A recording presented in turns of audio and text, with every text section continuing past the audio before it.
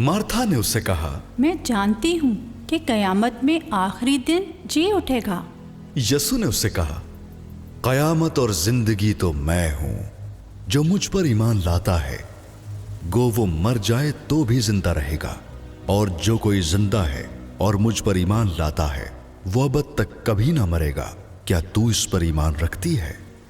उसने उससे कहा, हाँ ए खुदावंद, मैं ईमान ला चुकी हूँ कि खुदा का बेटा मसीह जो दुनिया में आने वाला था तू ही है। ये कहकर वो चली गई और चुपके से अपनी बहन मरियम को बुलाकर कहा कि उस्ताद यही है और तुझे बुलाता है। वो सुनते ही जल्द उठकर उसके पास आई। यसु अभी गांव में नहीं पहुंचा था, बल्कि उसी जगह था जहां मार्था उसे मिली थी। बस जो यहूदी घर में उसके पास थे और उसे तसल्ली दे रहे थे, ये देखकर कि मरियम जल्द उठकर बाहर गई, इस ख्याल से उसके पीछे हो लिए कि वो कब्र पर रोने जाती है। जब मरियम उस जगह पहुंची जहां यसु था और उसे देखा तो उसके कदमों पर गिरकर उससे कहा, ए खुदावंद, अगर तू यहाँ होता तो मेरा भाई ना मरता।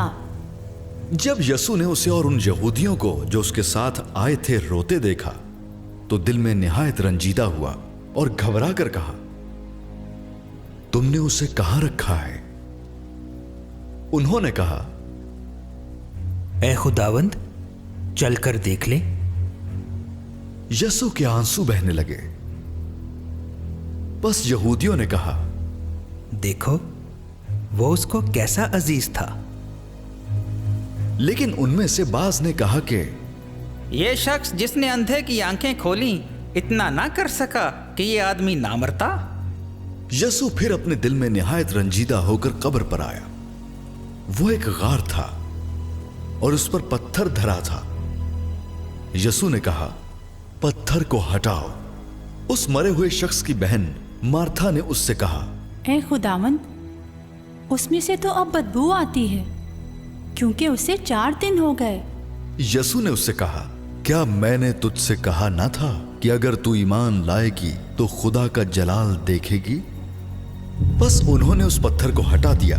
फिर यसु ने आंखें उठाकर कहा, ऐ बाप, मैं तेरा शुक्र करता हूं कि तूने मेरी सुन ली, और मुझे तो मालूम था कि तू हमेशा मेरी सुनता है, मगर इन लोगों के बायस जो आसपास खड़े हैं मैंने ये कहा ताकि वो ईमान लाए कि तूने ही मुझे भेजा है। और ये कहकर उसने बुलंद आवाज से पुकारा कि ए लाजर, निकल आ।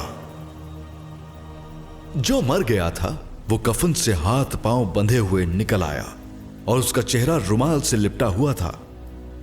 यसु ने उनसे कहा, उसे खोल कर जाने दो।